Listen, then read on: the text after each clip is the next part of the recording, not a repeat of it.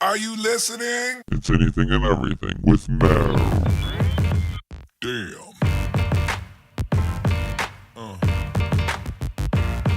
Yeah. Thanks for listening to Anything and Everything with Matt. Today I'm here with Kevin and Caine Stachelski. Hello. How's it going, everyone? How's it going? So today we're gonna just chat about whatever, right? Whatever comes to our mind. Pretty much, just, Caine told me that his uncle was very big into conspiracies and just a lot of history buff and all this other good stuff. So figured I'd pick his brain here today. So he tells me that you are into ancient aliens, huh? What's your idea behind? I kind of that? subscribe to the ancient alien theory. Yeah. Yes, correct. So do you think see, that's something that I've always. I used to love those shows. I haven't watched them in maybe like a year or two, but I grew up watching those things. I used to love them, and I have them all saved on my DVR. Really? Yeah. See, I watched all the seasons, all the little spin-offs with Giorgio Sulakis. Oh yeah, that, yeah. The guy with the aliens guy. Yeah. I ain't saying it's aliens, but it's aliens. With the over-bronzed face in the early years, but then, he changed it. Which he used to make fun of on South Park and stuff like that. Yeah. He's everything, like, that guy's funny. They'd show him, where he was, African looking. I got a shirt with him on it that says aliens. It's him and his crazy hair. Yeah. Mm-hmm. Zeitgeist, too. You had copies of that. Zeitgeist is good series, too. So, Ancient Aliens, I used to be into it until I heard this podcast. A couple of these podcasts really changed my mind about it completely. There were the Joe Rogan podcast. He had on two people in specific, Graham Hancock and a guy named Randall Carlson. Graham Hancock is like an anthropologist. He studies, I know Graham Hancock. Yeah, he studies like ancient cultures and stuff like that. Mm-hmm. Fingerprints of the Gods, yeah. And then Randall Carlson is an ancient catastrophe expert. He's a catastrophism expert. Was he presented on Ancient Aliens? No, and he's a mathematician and a Mason. So okay. He's basically he speaks the language of the universe, and he's a geologist. So he knows how geography and understands Earth, and he studies catastrophism. So basically, ancient catastrophes that have came and wiped out, the dinosaurs and put us in the last ice age. They talk about where they found sudden spurts of fossilized remains on the shores of certain coastal lands, where what kind of fossilized? Massive graveyards of dinosaur and other reptilian creatures that were just suddenly swept up in a swift current stream and smashed against the bedrock at the coastal lands and were fossilized and preserved. That's where they had the theory that came about that something swift and catastrophic had happened in the past history of our weather's history. Mm-hmm. See, there's actually evidence in Siberia of these massive extinction mammoth grave sites where these mammoths are. The fossils that they found with these mammoths have frozen. They have frozen. Flash food. frozen. Yes, I read about that research. Herbs and grass. And that adds to the theory, along with the coastal land research that I had mentioned. Yes, it's evidence, and their hind legs their hips and hind legs are shattered and broken. Well, they were so flash frozen that I think they were even able to extract DNA. Maybe. Yeah, because the food in their stomach didn't have time to digest. Yes, and that I did read. Yes. So if they were eating plant matter in a warmer area, and then all of a sudden got flash frozen, which they couldn't explain by normal environmental science conditions. So and that's that. So there's evidence. Yeah, so there's evidence all over that there's signs of an ancient catastrophe that's happened, and recently as what thrown us into our last ice age. And that's what kind of 10 to 13,000 years ago. Yeah, and that's what wiped out the last 95% of mammals that was on the planet. That the last Pleistocene era with the mammoths. And I believe the one that hit the dinosaurs wiped out more. Well, yeah, that one was way long ago though. But then mammals came on. In recent history, yes. Yeah, so the flood was probably yes, absolutely. So instead of the idea that it was aliens that did that. It makes more sense, when I heard these podcasts, it makes way more sense that we used to be very smart and that we were wiped out and kind of had to restart civilization. This kind of goes into the field of if you subscribe to ancient Atlantean history. Atlantis was the powerful civilization that most esoteric writings point to the fact that the Great Flood was not caused by a natural catastrophe. It wasn't. I think there is evidence in the Yucatan, right, of an ancient meteor impact about 12,000 years ago. They say it was man-made. Some say semi-natural, where like it was a combination of both forces. Okay. The theory that if we can sit and ponder about the powers that may have been possessed by the people that were at the times of Atlantis, there are a lot of esoteric writings from the sleeping prophet Edgar Cayce, who talked about the times of Atlantis and the technology that they possessed. And one of his central themes was that the female power at the time, Atlantis, was a matriarchal civilization. Okay. The females did have the power. They were entrusted with all the decisions to when they should go to war, all the important decisions among society. And it was purported that they allowed that because females have that higher intuitive connection to their female side of their brain, more emotional and compassionate in their decision making. And that's why females were entrusted with that. Can't name the researcher right now that wrote a book, but all pre-flood language was symbology based, no alphabet, which deals with the female side of the brain. Symbology is very heavy on the female side of the brain. And he wrote that when the Sumerian civilization, all that popped up on the scene, yes, the Chinese and the Sumerians were using characters similar to symbology, but it was still kind of being geared and motivated towards an alphabet-based language. Alphabet-based being more logic, dealing with the male side. He explained that the transition from Atlantis, the matriarchal society, to the patriarchal society of Judeo-Christianism, early Sumerian, all of that was male-based and male-dominated and oriented. Mm-hmm. So where does this bring in the ancient aliens or ancient man instead?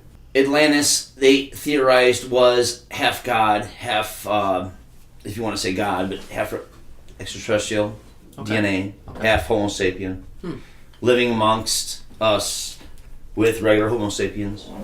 But the females had the power. They would concentrate their consciousness in the temples, which would create very earth-shattering, profound effects, which is when they theorized that when they got subjected to corruption, that's what caused the fall of Atlantis. There's some esoteric texts that say like the laser program that they started in the 80s, the Star Wars program, was actually a continuation of the E.T. aliens that still influence humanity to this day, and that they were doing in the times of Atlantis. But the times of Atlantis, I believe, they were coexisting. A lot of the evidence points to that. So you're saying that there were some extraterrestrials that coexisted with us in ancient times that Well, gave us yes. knowledge and know-how? I believe that extraterrestrial aliens did genetically engineer us just because of the DNA evidence. The DNA evidence is pretty profound. It's pretty tremendous too. 97% of our DNA is similar to Homo neanderthalis, which is our closest ancestor next to Homo erectus. Okay. And Homo neanderthalis having 97% of our DNA similar, but 3% being completely different, there is no precedent for that on the anthropological record. That's what makes it so mysterious, is that there's no other mammals that really display that kind of jump in such a short period of time. Mm-hmm. Yeah, I agree that throughout history, there is our brains doubled in size, and we became what we are now. We were monkeys. You're saying Homo neanderthalis actually had a bigger brain than we did. And actually, what was really weird is that you would think that there would be higher intelligence within that group, which there wasn't. All evidence points towards that. But when Homo sapiens was created, our brain was shortened but became more intelligent. Now, how do you explain that evolution step? That's like a big conundrum. when it comes to evolution, I definitely would, I guess, lean towards the idea, if I wanted to believe in evolution, it would definitely be the idea that the stoned ape theory makes most sense to me. The idea, if we did come from monkeys and what did make that giant leap, because I wrote a persuasive speech on this about how what really did create human consciousness. Is it there's people who believe, scientists will believe that it was the invention of the throwing arm and just the change of the monkey's diet that doubled our brain and created, is what's making us create iPhones, right? And some believe that, it was the intervention of God or aliens that may have tampered with monkey DNA and made us, better or more human-like. But the most sense, if you want to believe in evolution and not just, eating meat, monkeys just changing a little bit of diet, it's the idea that they started taking these psychoactive mushrooms that would have made sense because they would have ran into this mushroom. If the forest absolutely, if the monkeys with were the type spreading, of diet that they subsisted on, exactly. They absolutely would. And that was Terence McKenna's point too. Exactly. So it makes the most sense because microdosing levels, small levels, when you're ingesting those as an ape, it would not only increase curiosity and make you curious, so maybe even originally discovering the throwing arm, but it also makes you horny, so you would reproduce more than other groups of monkeys. Yes. And it also be an aphrodisiac, yes. And it also increases your visual acuity, so it makes you see better in your environment. 100% so I agree on you're that. a better hunter. Terence You McKenna's survive more and spread your DNA more as in ingesting those, mushrooms. I believe Terence McKenna's main argument for the language theory was that the theory was that psilocybin worked in certain areas of the brain that were responsible for language. They do, and imagery, and Yes. and those are key parts Yes. of those things Yes. for sure, and imagination, and all of those things are key parts of what makes us human. All of them. Agreed. But And the fact that it was to one- offer a side note, Mhm. DNA, our DNA and the chemical components that work within it, they actually have a coding and process to, like the process by which they work. They have a code. it has a syntax to it, just like our human language. And the theory is that anything that DNA, which is our central core of all of our biological matter and material, and the code that's like transferred to new biological cells, Mm-hmm. that having the trait of a syntax just like our human language, even in Latin, Sanskrit, everything has a syntax Mhm. that DNA actually mimics, Yeah. or is it the other way around? Our human language is mimicking our DNA, which is our base information site that we gather all of our information from to replicate cells and everything and so on and so forth. So you're saying kind of like how epigenetics, like how we learn from our ancestors and how we, is that what you're talking about? Traits are passed on and stuff? It's almost coded? That can be, they are theorizing that is being coded into the light of DNA. DNA is a light sensitive source. It emits biophotons and absorbs biophotons. And the fact that light actually can contain information, because that's how all of our current computer technology is based on, that lends a lot of credence to it. Okay, so you're saying it's run by light? The more that you talk about this, the more I'm thinking that, fuck it, we're just in a simulation.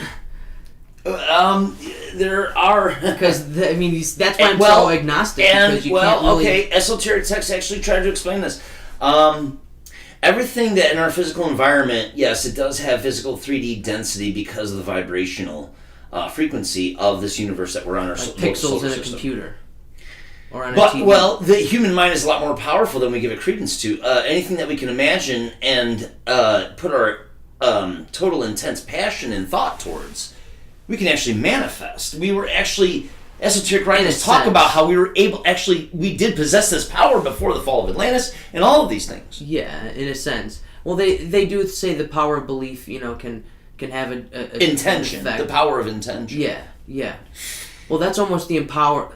See, now, intention, I think the best way to describe intention is not just focusing on something so much that it will happen, but you're focusing on something so much and trying to believe that will happen so much that if there's our parallel... If it happened, if you want, I believe, and this is like goes in accordance with Jesus' teachings.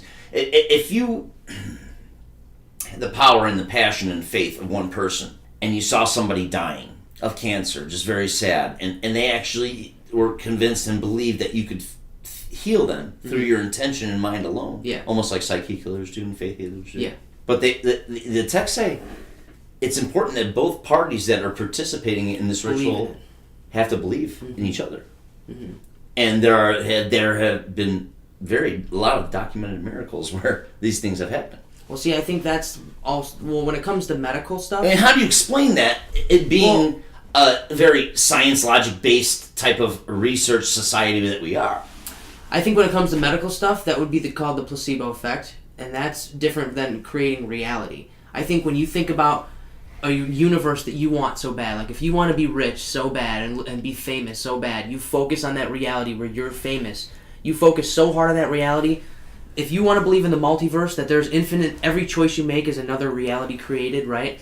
If you focus on the reality that you want so bad, it will make it easier to get there. You still got to do a lot. You can't just sit there and do Absolutely, nothing. yes. But all the other will ones clear the path, though. It will create a It tunnel. won't just like magically come to you. And Exactly. That's what I think. That's the That is the effect. power of I think that's the effect that people expect when they try to practice that stuff, and that's why that's hogwash and all right away. No, it's about intention. Just being aware that your intention can subtly influence the environment around you. Maybe not drastically, Yeah. but subtly. No, I think that's Influence the illusion that environment people- around you, and that's where the illusion comes in. Yeah, absolutely. Well, that's the We illusion want that people well, think they can I think create because their we own are so reality. time-based oriented mammals, we expect instantaneous reaction or results, and that's what messes us up. Yeah, Patience. It is.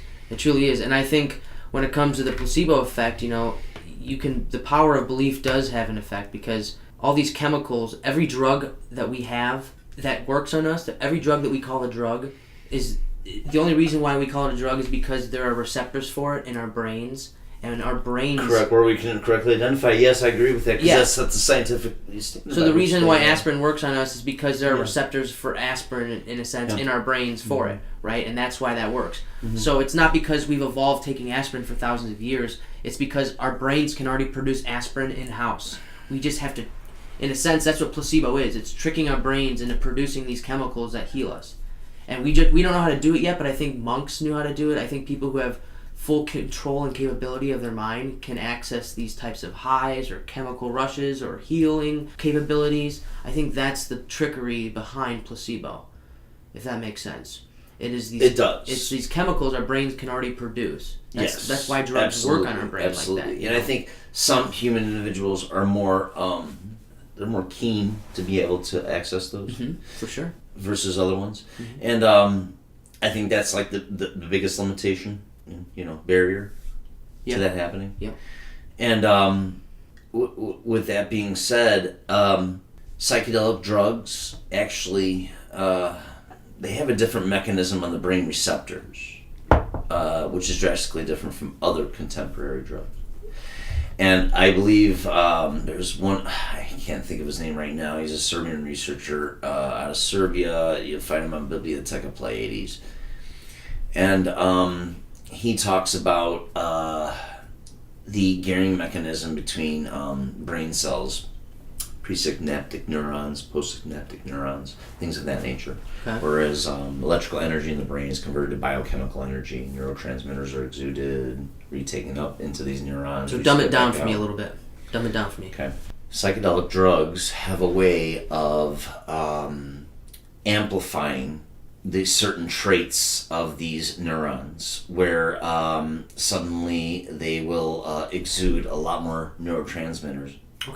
Okay, and not hold back. Other ones will hold back, and they believe that that's what contributes to the hallucinations and the effects that you see and have. His theory, though, was that the brain was actually being using more electrical energy under the influence of psychedelic drugs. That it was using more audio and visual receptors. So actually, a lot more electrical energy was being recorded, which is what they record when they're trying to test like how much of our brain that we use, and they only say like 8 or 9%. So it's like turning up the electricity in your brain. Under psychedelic drugs, it can be as high as 18 to 32% that you're using more of your brain, electrical energy-wise, audio and visual receptors. And the theory behind that was that psychedelic drugs could actually ready us for the ascension or for the shift into fifth dimension, fourth dimension, whatever the esoteric texts want to call it. And psychedelic drugs seem to actually be a pathway because the Mayans, the South American Indians, they all subscribed to those kind of entheogenic substances that their religion was based on. What is they also- entheogenic? Entheogenic substances, living substances that have, I believe, psychedelic traits about them. Okay. Don't quote me on that, though. I'll have to look that up. So you're saying almost like conscious Consciousness expanding drugs. Okay. Entheogenic. I know Terence McKenna was like kind of considered an entheogenic researcher. Okay. You know, entheogens. Gotcha. Which I can look up right now. But because of psychedelic drugs' ability to increase the brain's potential power, it was theorized that we were in closer coexistence with the astral realms and the spiritual realms, which you really can't shy away from that theory, because if you look at the early pagan worshippers, the early shamanic systems of South America, even Russia, the Urals, even in Europe, a lot of them are based on natural entheogenic substances that they can consume to experience their religious vision. Peyote, iboga, all different kinds of compounds. Ayahuasca. And DMT, even in Africa and South America. And I believe that when you are in higher connection with these certain receptors in your brain, you're also in higher connection with the spiritual and unseen realm by our normal five senses. And that was the point of this guy, in this researcher's name. And he had never, and the crazy thing was, is this guy had never ingested psychedelic drugs. And he could even believe from a metaphysical and chemical standpoint how these drugs could do this and how they could achieve this biochemically within the brain. Which really, astounded me that he proved that, the physics of it and everything. It keeps bringing me back to think that it's either either we are creating this reality, and that kind of drug tampers with our reality input, almost like it messes with the channels on the TV station, if that makes sense.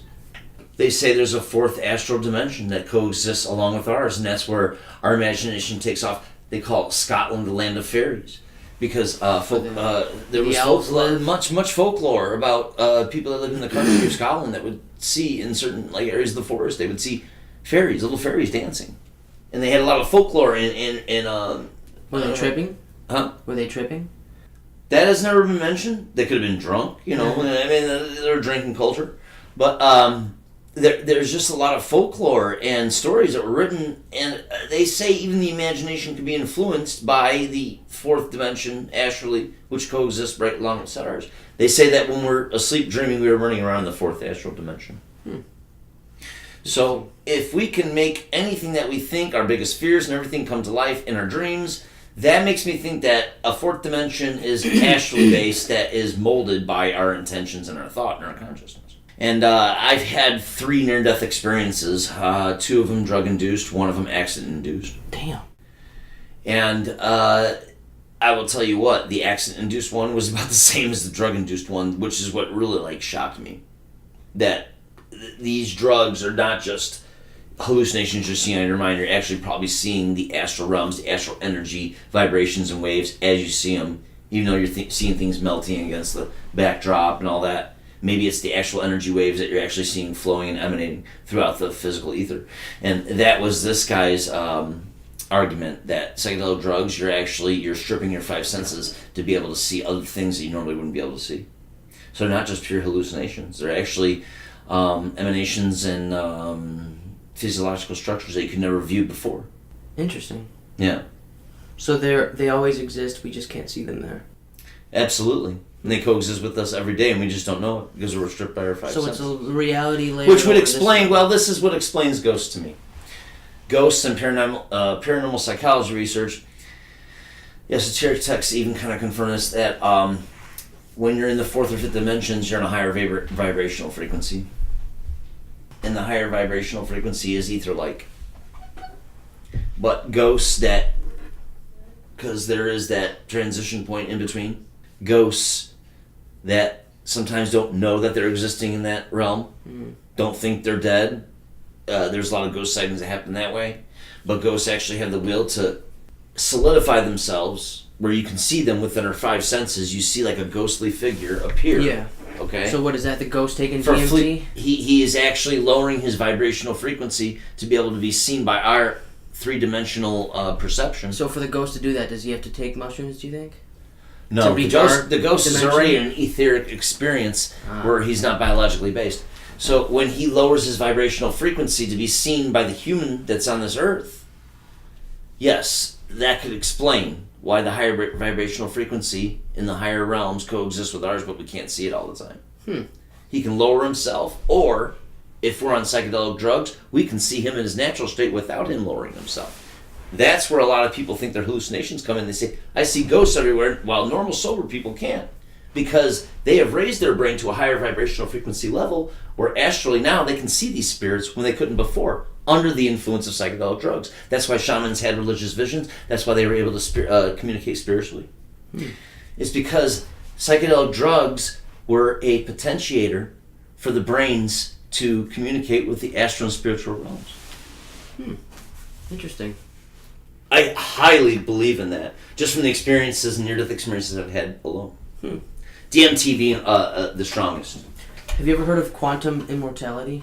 The theory that our consciousness never really dies, and that we exist in the reality that we are alive in, and that if we die in one reality, our consciousness will exist in a reality where we didn't die. So you may die in my reality and may die off, but you will Will exist in the reality where that didn't parallel happen. timelines, parallel worlds. Yeah. It's absolutely extremely possible. Extremely possible. Absolutely. It makes sense, but Which I think, because of that fact and being able to grasp that concept, in fact, while you're under the influence of DMT or other psychedelic substances, you're actually able to grasp the concept of infinity more. Because infinity would involve everything, never ending, correct? yeah. But if it's never ending, everything that has been has already happened and could have been and will have, and every potential outcome has already been explored and experienced. That would, in the same breath, mean infinity to me, is how I've grasped it under my DMT trips, which is why when I grasped it in that context, it made more sense to me. If I thought about it in a logical, timeline-based analysis, I would have been lost. Because there's got to be a beginning and an end, right? But if I examined it from a point of view where, okay, you have a certain point in time, everything and anything that could have happened that happened differently from your point of view could have happened and probably did in parallel universes. That would explain infinity, where you're into that state where you know everything and anything that's happened at that point of time that could have went. You could have made any decision, made anything happen differently at that point in time. So what does time have to do with it? You had all the knowledge and you could have turned it out the way you wanted to. You could have altered time yourself. That's what really throws you for a loop. And then you realize, infinity, yeah. But then when you come back to in sober 3D state of mind, it's hard to grasp that concept again. yeah, I get that, because I used to feel like I had time travel cracked when I was under some I did too. deep thoughts. I did too. Yeah, I have some crazy ideas on that. I did too. And they say we have the ability to do that within our consciousness. And that our government even spent millions of dollars researching that ability in humans. Yep. I know. I really believe that our consciousness is like a quantum computer, and that you can connect with your consciousness in the past and the present, whether you know it's happening or not. I think that it's like... if it's DNA based, I could definitely believe that, because DNA quantum is light entanglement. sensitive. Quantum entanglement proves that, particles, no matter the distance, can influence instantaneously other particles. Correct. You can move one particle and it's quantum what's entanglement. the here? Okay, so quantum entanglement. The what the hell is it called? The fractal artwork that they put up. It's a fractal artwork that explains that if you change any little minute particle, even in the right hand corner It'll of change this the entire thing. Yes, correct. Yeah. Forgot what that's called, but yeah, I know what you're talking about. The butterfly effect? No, it's not that. Damn it, I can't think of it. I hate that. So what do you think about like... So what do you think about us creating and waking up an artificial intelligence? Do you think that's a great idea or a disaster? They say artificial intelligence is the ultimate goal of the negative, quote, evil alien entities that are trying to control our world from beyond. Well, so do you think that is the singularity inevitable? Like, is a symptom of intelligence kind of technology? Are we kind of inevitably creating technology? In a 3D physical-based world, yes. Technology was... it was inevitable that it was going to spring up and happen to the point where it could even alter... so do we have free will in this? Do we have free will in this, or are we inevitably creating better and better things? Deciding and imagining and creating these devices that do these things. But are we like worker bees? Are we like bees creating a god? Are we just are we caterpillars? The theory is we were dumbed down to be a worker bee mentality. But we do not have worker bee genes. But they're dumbed down. We have the genes to be able to empower ourselves and use our full potential powers, but somewhere along the way in history, in the line of time, they have been dumbed down or suppressed. Yes, that I believe. Well, there is some sort of hive consciousness behavior that all humans have when it comes to curiosity and when it comes to discovery. But the hive consciousness theory could actually be explained by quantum entanglement. It could be explained by quantum entanglement. How? Because any little thing that is thought as an intention within the consciousness affects all other consciousness around them that coexisting. But are we just caterpillars, like becoming? Are we just being manipulated and being used as pawns? In a sense, are we just kind of a stepping stone to something greater? We can be used. Think about it. We can be used for that purpose, and we have in the past history. But wait, so take yourself out of this perspective and put yourself on like on a neutral perspective, and you're looking at Earth. We are technically Earth is a moist ball of water floating next to a sun. Right? It's in the perfect Goldilocks zone. We are basically mold growing on this moist ball, this moist rock, right? And this mold, we are basically mold growing on this rock, right? Human life and mammals and life exist. It's mold. And this mold is eventually going to be creating and turning into something that can manipulate the universe, can travel through time, can do things on a godly level, right? So, are we just that beginning mold? Are we just we're sentient and we see it as this is life and reality? But are we just ants on an anthill? There are creating something so much bigger, there are so much longer than texts life. that say that the early gravity and environment of our Earth was completely different. Which, by all anthropological standards, I could understand that. Everything in the dinosaur era was bigger. Ferns, their vascular systems, the length and size of them, everything was larger and bigger. There's more oxygen on the planet. That's what they say, I think, why. Esoteric texts point that the gravity was extremely different. Mm-hmm. That's what allowed for larger beings. That's what allowed for maybe even larger Homo sapiens to be coexisting with dinosaurs. And massive meteor impacts would throw off gravity, change oxygen, CO2 levels. Correct, which they do point to as yes. And that's why stuff became smaller. Absolutely. Mm-hmm. I subscribe to that theory just because the archaeological record shows it. Yeah, the geological record shows it heavily and tremendously. If you look at like ferns and everything, like their vascular systems were like much larger. Yeah, they say that giant plants. Yeah, I mean, like they were subjected to less gravity, not as much compression as our current gravity, because gravity is compression on any no matter like in the physics of it. Yes. Yeah. Yeah, it makes total sense. So is this just part of life?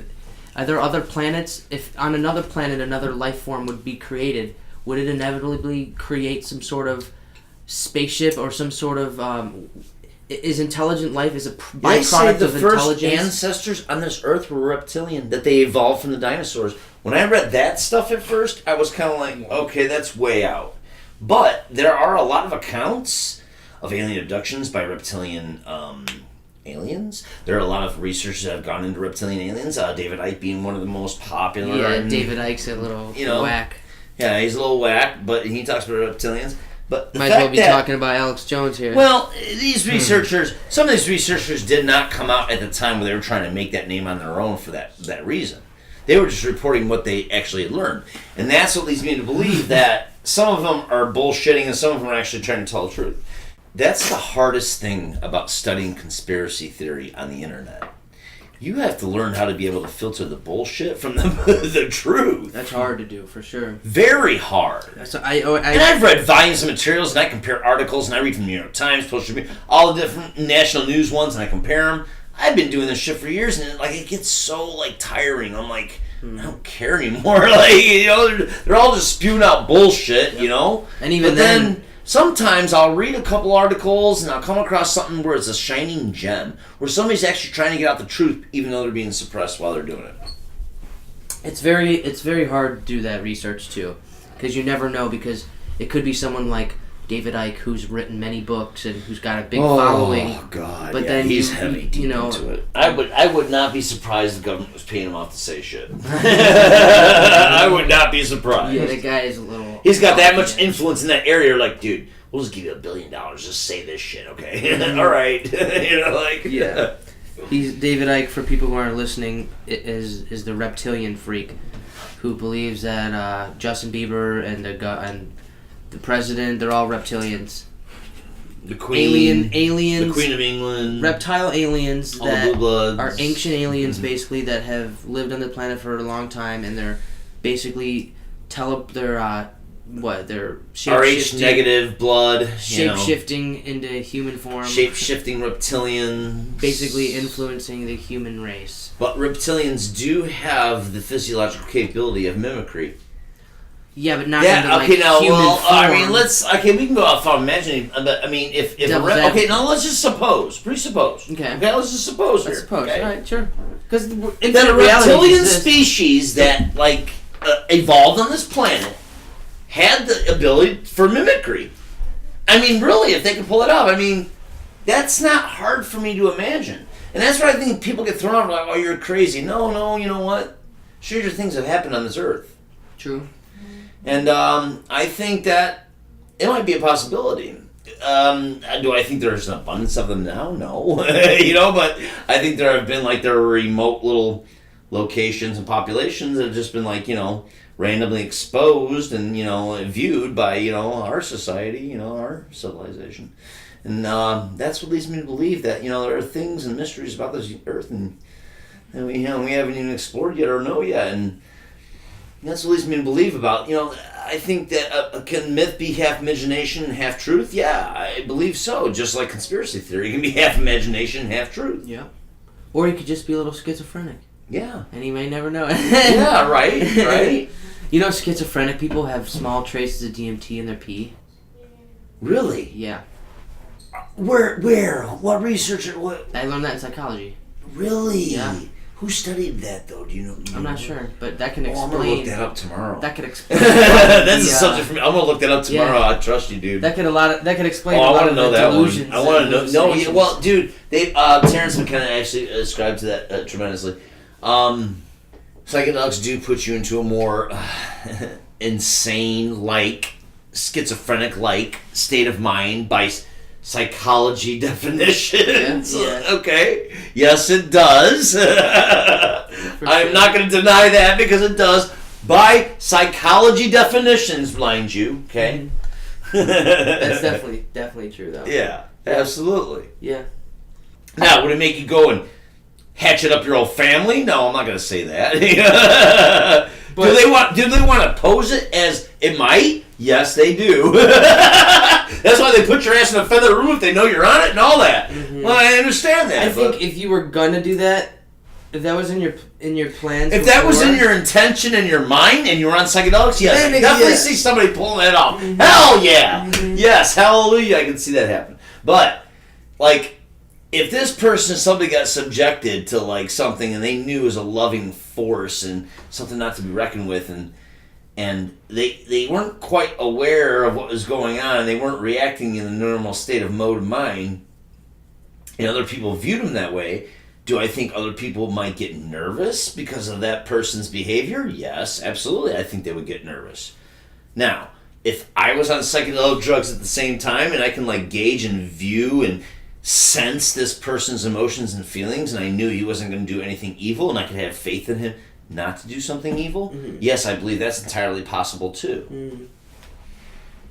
And I think that's where the fear and the truth come into play. Fear of the unknown, the truth being out there as you access it.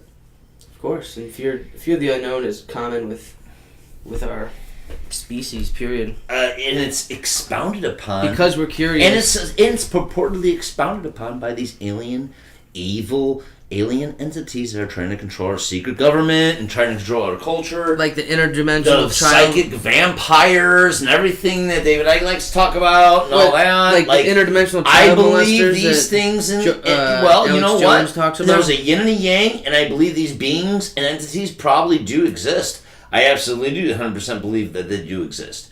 Do I think they have as much of an influence on our planet as people want to purport they do? No. Do I think they had it in the past? Yes. Do I think that we are ascending and becoming a better civilization as far as the conduct, behavior, and things of that nature? Yes, I do, but with some warning signs. We have nuclear fuel that's burning holes in our soil that we have to, we can't, people can't be within 1,000 miles of because, contaminate them and shit like that. We got shit like that going on right now that we didn't have going on in ancient history. But in ancient history, we had a lot of torture, slavery, rape, and all that shit that caused human emotions. And if human emotions have power, then imagine all that negative emotion and everything that was feeding these psychic vampires and aliens that were causing all these wars and things like that in the history to feed off of that and gain power. Maybe. Do I believe astrally that was going on? Yes, because it would point to a lot of different shit. If you look at the peak and declines of certain historical wars and civilizations. Or maybe that's how early man described their consciousness. Maybe that's how they described that evil part of them. But then their consciousness goes in certain crests. But then their consciousness... And maybe a lot of them had some dissociative identity disorder. Maybe a lot of them were fucking, multiple personality schizophrenics. This is another thing that I think of, too. Think about our history of humans and where we came from. We come from savage... We come from the winners of the wars. Of all the savage wars, we are the ancestors of all the savage people who survived the crazy harsh weather, the crazy harsh raping and wars and environment that you talk about, illnesses and diseases. We are the savage ancestors of these crazy people who survived, okay? On top of it, the Americans, if you're American, the people who came here from Europe, who came here on boat, when Columbus, got his Mayflower, when he got all of his boats and all the early explorers, they weren't sending him fucking the top-notch people society. They gave him prisoners to bring over here when the Mayflower and the fucking Santa Maria. They gave him... prisoners and unwanted people of society to bring with to start to read. If you make it, you make it. There you go. You get freedom. You start over. That's who created America. On top of who created them and the who Puritans, the Quakers. Yeah, all of it. What about the Puritans, the Crusades, the Christian Amish. Crusades? Dude, everything though. They emigrated here around that time. They just didn't fight in our wars or get involved in our politics. But you come from a savage, psychopathic, behavior I background. think any human civilization or human village is capable of anything depending on the environment in which they are raised. And this is a big demonstrator of that is the Amish community. If you look at the Amish community in America, they're the most peaceful society. They're a cult. They're not peaceful though. They're peaceful to maybe. They're peaceful because they're subservient. Cut off. They're peaceful because they're kind of cut of their off religion. So. Yeah, but that doesn't. I'm not saying that they're on a high pedestal because of that. I'm saying that it shows the power that if you subject a person's consciousness of that village to one intention and one mind, that it can be utopia. Even if it's in their own paradigm that you may not agree with, it's still a utopia. If they all have... There's always going to be outsiders, going to be outcasts, but is the stuff that the Amish... What do they really what do they really protest against? Americanization? Modernism? electricity, stuff like that. They wanted to live off the land. They wanted to live naturally. And all esoteric texts say that is the healthiest way to live. So where are the Amish really off in that belief and in that way of living? They're really not. They're actually smarter than we are in a certain degree. Maybe not in every aspect, but as far as living off the land aspect, they got us nailed. They got us licked. I think though that Amish is Everything's culture is 100% dying. organic. Natural, I think that off Amish the culture land. though is dying. I'm pretty 100% sure it's organic, dying. natural, off the land, which all hipsters and hippies want to subscribe to now. Is that a coincidence? That's my point. No, but you know what? Like when they're 18, when they're 18 or something or 21, they're allowed to go out and They are experience given the a world. grief, yes. Yeah, and they're Yes, allowed, they are. And I'm pretty sure there's a high percentage that never go back to their culture. There is. And I There think is. it's dying. I don't because blame them. I don't. Okay, Okay, they're realizing it's just kind of being bullshit. grown It's a up, cult. just being grown up in our culture now, I don't blame those kids They can because America can be a lot more fun than living in an Amish land. I'm not. Let's get down to brass tacks here. Yeah. It can be a lot more fun to live in the American land than on an Amish farm. I will totally 100% wholeheartedly subscribe to that. But you got to have a balanced life. You got to do Yeah, things well, you enjoy. exactly. You got to do things you enjoy. And they are very strict and cult-like. But do you get people? But who I are- guess I admire them for their purity in certain areas where it does matter. Yeah, people who wish for a life like that hate their life, what they're doing. They're not living a life that they want to live. You know, people who long for a life living in a field like an Amish person, who can get out of this culture and go do that, they're probably just not living a good life in this culture. But you probably could. You could find something that fits. Yes. You know, you could still, for fuck's sake, still use Yes. a toilet. You could still use some running water and a light bulb. That ain't gonna be like. Yes. You don't need to sleep with bugs. You know what I'm saying? You could have AC year round if you needed it, if you wanted it. Like you know don't what's- have to live like a You know another thing that's very strange? And this may not be reported, it may be hidden up, so it might not have any credence, but Amish have a very low, like, mental history rate, things of that nature. like mental health. Really? Yeah. Probably because there's not much to be stressed out about. Yeah, I mean, it just as, like, they knew, like, the human, they knew the lines that you couldn't cross with human limits. Because it was a cult. They Because they wanted to live off the land and strictly subscribe taught. to that. They Do I believe they're cult-like in the way that they follow the Bible? Yes. But they're not. You know what? I'll tell you what. the I used whole to study with the rules in Jehovah's society. Witnesses, and the Jehovah's Witnesses are not far from the Amish. I mean, They They're shun all people cults. just like Amish do. yeah, they're all cults. Jehovah's Witnesses, they're all Yeah. cults. Well, I think that when you take it to that level, you are cult-like. I never agreed with the religion of the Amish, but I agree with their way of life because they live off the land organically. That's where I think I subscribe to their love of nature and nature can take care of them. That I am highly covenant of about the Amish. Yes, I will agree with that and admit to that. But not their religion, no. I will not subscribe to the religion as strictly and wholeheartedly as they do because I believe that shunning people is not the tone that the New Testament wants to preach. Yeah. Forgiveness. Yeah, true. Because forgiveness. Now they claim that they'll accept forgiveness, but they can't have, if they continue to do it even after they're forgiven, then they can't personally experience life with that person, so they shun them. Okay, they want to keep their purity, and that's their argument. Okay, fine, but doesn't mean doesn't mean I have to agree with that about them. Yeah, I agree. No, I'm not saying I agree. I respect the Amish because since the 1700s, they never tried to take on any modern conventions, and they've lived and survived.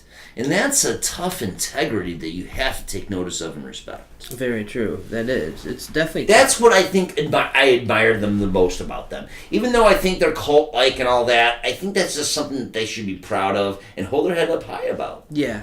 That they. Do you agree with me? I definitely could agree with that. It is something to be proud of that they can keep that in a society Yeah, we live in now. yeah. I'm like, dude, you're looking at the surface exterior vanity shit. Like, I'm looking at the hardcore, like, down to the bones person that they part are. Yeah, that I could agree. You know on what I'm that. saying? Mm-hmm. Yeah. And I always try to look at every person and culture in that way. Yeah. And that's what really gets me into the Enlightenment. Mm-hmm. Is that I can look at it from that respect. Yeah. You can dig that, right? Yeah, I do. That's a good way to put it. That's a really good way to put it. Alright, it is 10 o'clock, so I think I'm going to have to get ready to go here. So I think we're going to have to call it here now, and then... And are you going to have me on at your show again? Yeah, definitely. We're going to Oh, yeah! Come on, man. Give me some love. All right, Yeah, let's dude. do it. And I'm sorry, this is my first podcast, people. I'm sorry if I was a little nervous. Oh, or no. We had a great podcast. Thank you for coming out, dude. I really appreciate that. Yeah, absolutely. Yeah, it was nice to meet you, too, man. We'll have many more, for sure. For sure. Thanks for listening, everyone.